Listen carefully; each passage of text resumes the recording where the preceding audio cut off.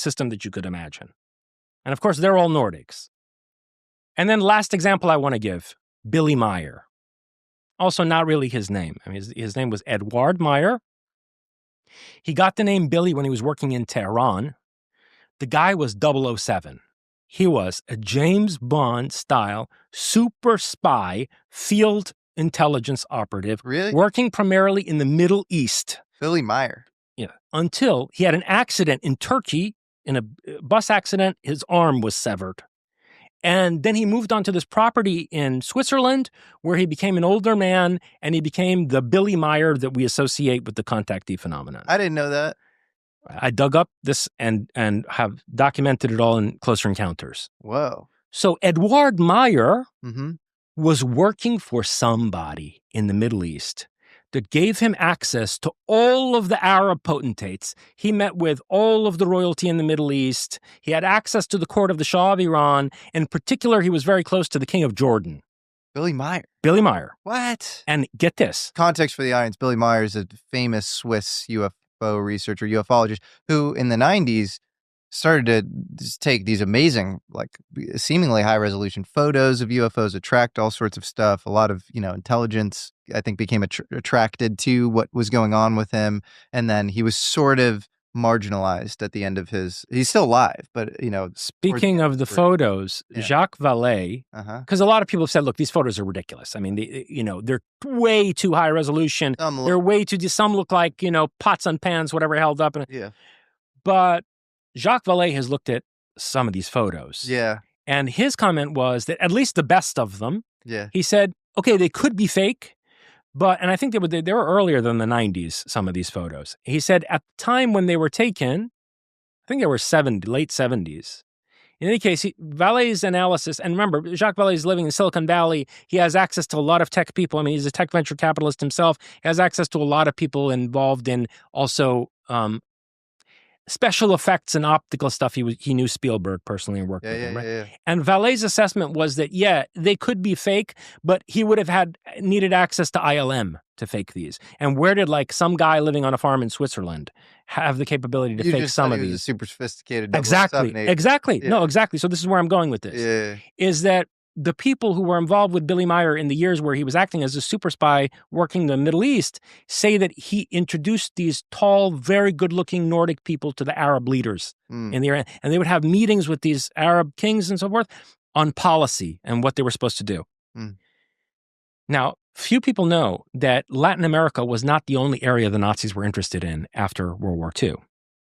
The reason why the Arab countries have a black, white, and red color scheme is that they got it from the Nazis. And a huge area that the Nazis were interested in was the Arab world. Interesting. After World War II. They embedded themselves deeply there. They were building V-2 rockets and the successor Scud missiles for Nasser and eventually for the Iraqis and so on and so forth. So now, this is a complicated argument, which, people have to actually dig into it in the book. I build off of research by Joseph Farrell to suggest that there was an international post-war Nazi network. Some people call Die Spinne, the spider. And that Edward Meyer was an operative, high-level operative of this network. So point being, from Van Tassel to George Hunt Williamson, George Van Tassel, George Hunt Williamson, George Adamski, but what is it with George, by the way? Why are they all, what is that? It's interesting. A whole other side interest of mine is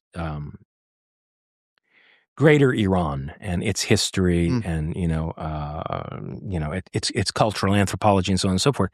And in the Indo-European languages, the word George, Gorg, means wolf. And, at the end of World War II, the domestic resistance to the Allied occupation were called the werewolves. That's right, the werewolf. And they would hide out underground often. Yes. Yeah. So it's interesting, these Georges. And, in the case of George Hunt Williamson, it was just a completely fake name. His name was Mikhail Dobranovic. In any case, whether it's Van Tassel, George Adamski, George Hunt Williamson, or Billy Meyer, it's all the same very racialist, Nordic, hierarchical caste system kind of narrative.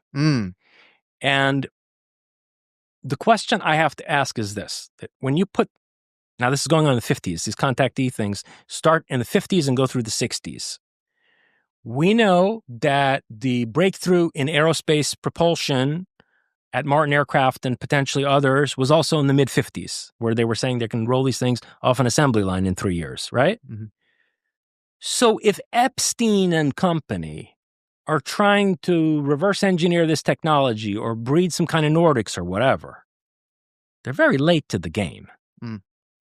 You see? Well, so it makes me wonder. Or it's a fly trap. It's a front for, funneling in scientists for something that is actually vital and has existed for years. Quite possible. That's definitely one interpretation. Is it's a fly trap. It's an entry gate. Mm-hmm. It's a beacon. Sure.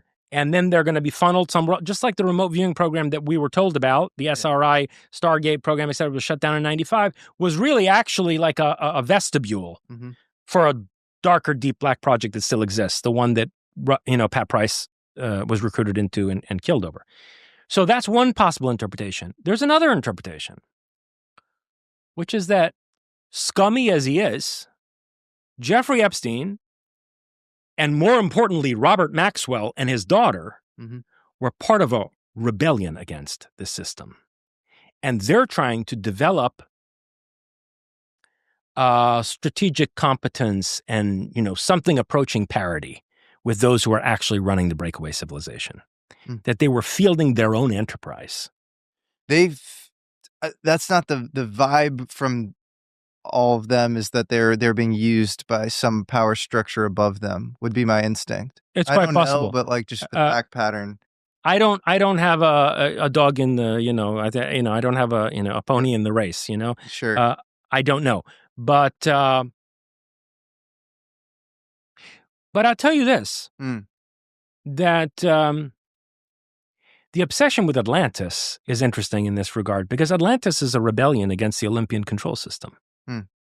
So from the standpoint of people who want to maintain a hierarchical caste society with the Devas or the Elohim or whatever at the top of it, valorizing Atlantis doesn't make very much sense. From that standpoint, to valorize Atlantis is satanic. Yeah, you'd want it to nobody right? to even be thinking about. That was the huge mistake we made that we should never make again, from that traditionalist, hierarchical, perennialist standpoint. Yep.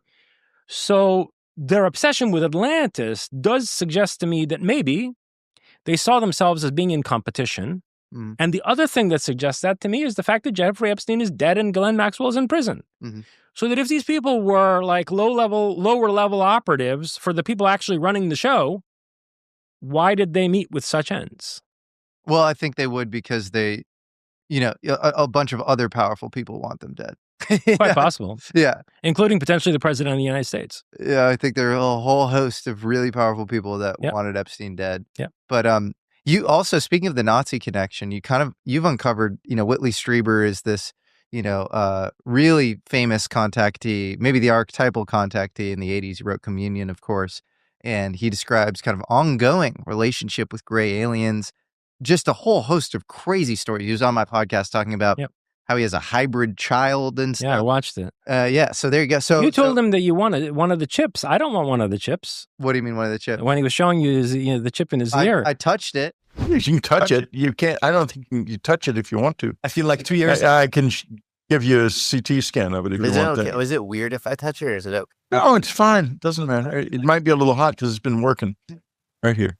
2-3 years ago, if you had told someone, go ahead and touch it. Don't be scared. Here.